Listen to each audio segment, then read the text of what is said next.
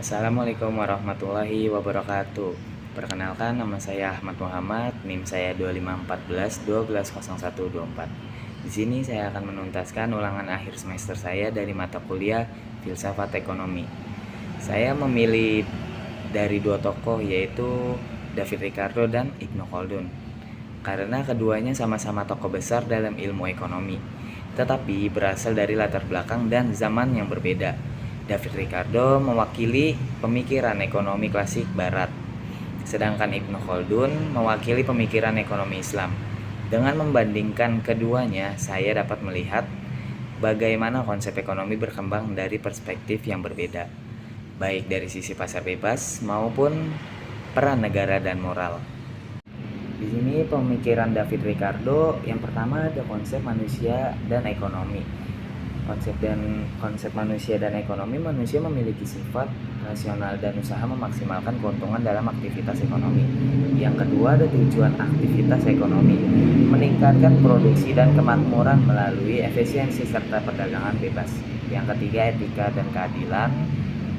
Keadilan ekonomi tercapai melalui mekanisme pasar dengan campur tangan negara yang minimal. 4. Peran negara dan pasar. Pasar memegang peran utama, sedangkan negara hanya sebagai pengatur terbatas.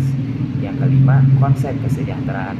Kesejahteraan yang dipikiran David itu meningkatkan jika negara fokus pada keunggulan komparatif dan perdagangan berjalan efisiensi.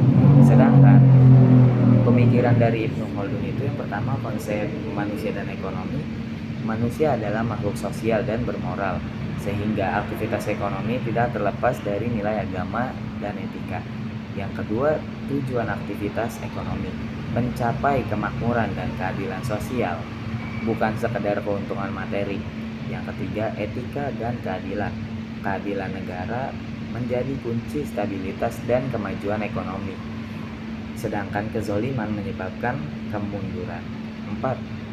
Peran negara dan pasar. Negara berperan aktif dalam mengatur ekonomi dan menjaga keadilan pasar. Yang kelima, konsep kesejahteraan menurut Ibnu Khaldun itu tercapai jika pajak diterapkan secara adil dan masyarakat produktif. Dari kedua tokoh ini kita bisa membandingkan pandangan tentang keadilan ekonomi. Menurut David Ricardo, memandang keadilan ekonomi sebagai hasil dari mekanisme pasar yang berjalan bebas dan efisien. Selama tidak campur tangan berlebihan, pembagian hasil ekonomi dianggap asli secara alami.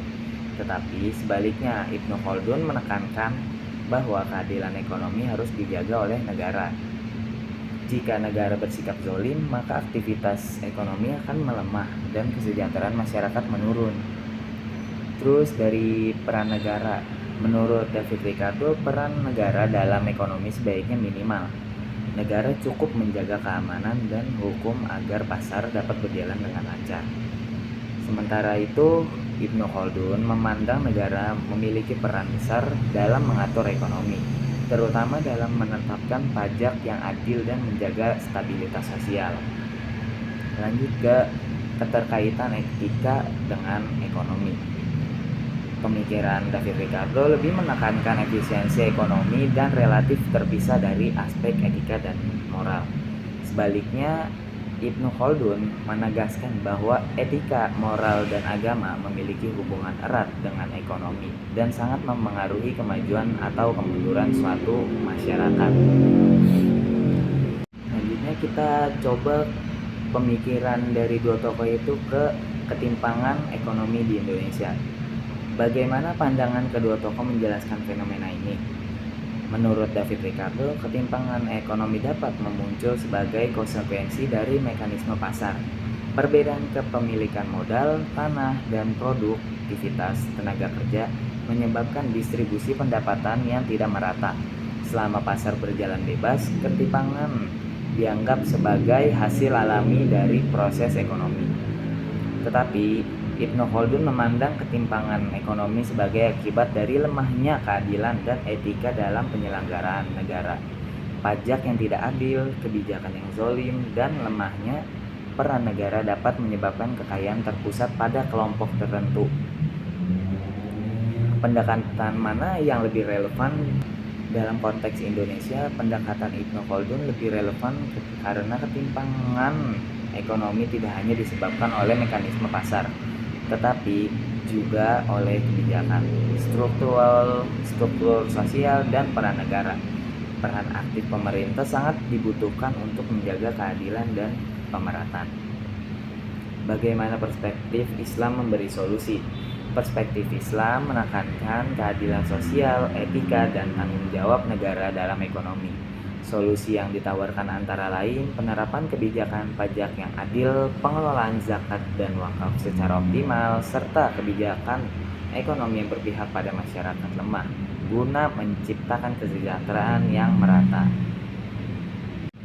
Kesimpulan yang bisa kita ambil berdasarkan analisis pemikiran David Ricardo dan Ibnu Khaldun dapat disimpulkan bahwa keduanya memberikan kontribusi penting dalam memahami sistem ekonomi. Meskipun berasal dari latar belakang dan pendekatan yang berbeda, David Ricardo menekankan efisiensi pasar, perdagangan bebas, dan peran negara yang minimal sebagai cara meningkatkan kesejahteraan. Sementara itu, Ibnu Khaldun menegaskan bahwa ekonomi tidak dapat dipisahkan dari etika, keadilan, dan peran negara yang adil dalam menjaga keseimbangan sosial. Pelajaran filsafat ekonomi yang dapat diambil dari kebijakan publik dan perbankan syariah masa kini adalah pentingnya menggabungkan efisiensi ekonomi dengan nilai-nilai keadilan dan etika.